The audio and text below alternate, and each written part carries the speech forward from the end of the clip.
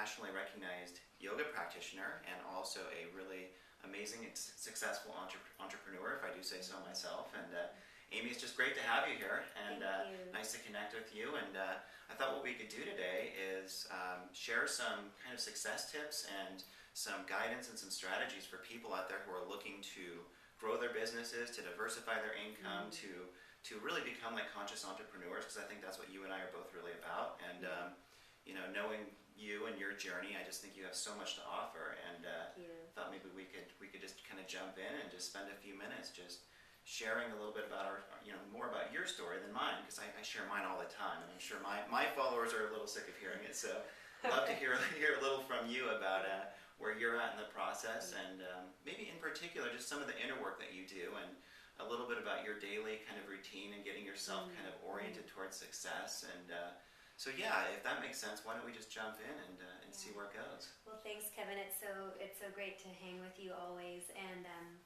you know, it's interesting that you ask about the daily routine, because at the moment I'm home for a long period of time. I'm usually on a plane somewhere flying to teach yoga, and it's hard to get into a routine when I'm traveling, although I have a travel routine, but I'm in my home routine at the moment. And for me, the routine that I do each day, I like to call it more of like a ritual, or like a guided sort of practice that I do, is to first, before I even start a routine, is I'll get into a period of time, or I carve out time to really figure out what is that routine going to be, or what are the things that I really want for being successful. My whole thing with success is that it's a well-rounded process. It's not just about, you think, well, what does the word success mean?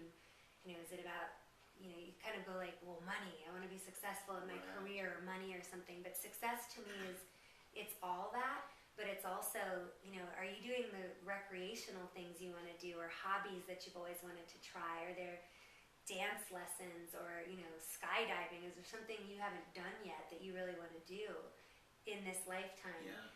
So that's, I think, of recreation. I think of also, are you contributing to the community in some way? You know, are you giving back to the people around you, or to causes that you believe in? I believe you're successful when you're also actively involved in that.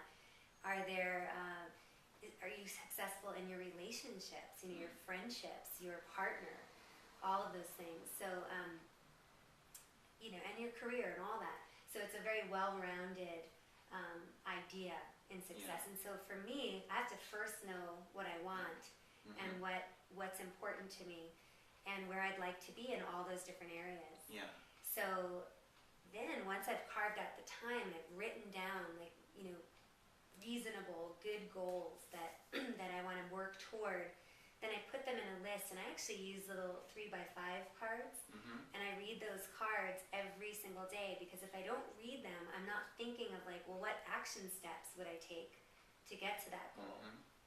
Or who could I mention something to, like, or talk to, or ask a favor in order to get closer to that goal? It just goes right out of my mind if I don't every single day touch in to that goal. So what I do is, first, on a regular basis, maybe around the turn of the year, or on my birthday is sometimes a good time, or just anytime I'm feeling that need to get clarity, I'll think about, what is it I want? Then I come into a daily thing. And so what I do lately, this is my thing, is I get up first thing in the morning, and I do what I need to do, you know, like go to the bathroom, wash my face. I just get a little more clear. I don't get on the computer. And I set a timer for about 6 minutes, and on my iPhone. And I sit down at my little altar. I have a little altar, and I meditate. And I just sit, I have a little book next to my meditation altar. It's a little insight book, so that if anything comes up during the meditation, I can write it down. And for 6, I usually put like a little inspirational card. Like, you know, you get those card decks that have inspirational quotes or something. Sure. And I'll have a little stand, and I pick one, I put it on the stand, and I let that just inspire my meditation, and I wait for insight to come. Some days nothing comes, it's okay. Other days an insight will come and I can jot it down after the meditation. 6 minutes isn't too long to forget what the insight was and put it down. And then I start my day. I work pretty much like at my desk. I do my thing. I exercise before that. I go out and I walk, and so that lets the insight kind of percolate in my body physically. Then I do my work. I do my yoga practice at some point during the day. And then at night, I actually allow myself to do the recreational things I really want to do. For me right now, it's salsa dancing. Very cool. At night, before I go to bed, I write down 5 things I'm grateful for in a gratitude journal. I also have a success journal, and I write down what things did I succeed at today, or where am I look back at my life. Did I succeed at something? Did I achieve something I really wanted? Was there something I attracted into my life by thinking positively? And I jot that down because I love leaving a trail about how I've been successful. It generates more of the feeling of success when you have that written down in a book. And the third thing I do is I read those goals right before bed. If I can, I do that twice a day, so I'll also do it at the meditation in the morning, but at night I'll read those goals. And I actually have them on a 3x5 card with pictures. So I see a picture, like almost like a mini vision board.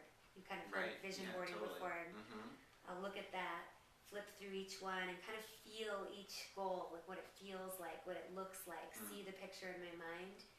And then I have a little series of affirmations that I just read out loud, that affirm where I'm going and where I want to be. And that's my little nightly ritual, and I feel like that just plants seeds in my sleep. So I wake up in the morning, and then I meditate, and the insights come. A lot of times we need insights to help us move toward our goal because there are creative ideas or even to-do lists, like, I gotta contact this person.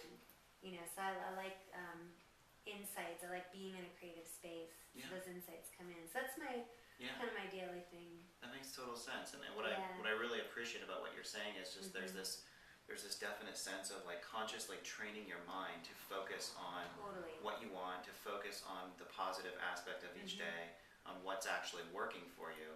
And what I've noticed in my life and in my business is that if you're not consciously putting your focus there, then by default your focus is going to be going on the negative things or on what's lacking, because I think in our world there's so much kind of a general focus on that, and like kind of fear and anxiety and stress and scarcity, and it behooves every one of us as entrepreneurs to really make that a top priority, right? So our mind is constantly steeped in what is actually working for us and where we want to be going, as opposed to where we don't want to be going or what isn't working, right? Exactly. So I think that's really well said. Yeah, and otherwise, you're I see a lot of people going, well, I have this goal, and we immediately go to like, well, here's why it's not possible. Like, here are the reasons we can't do this.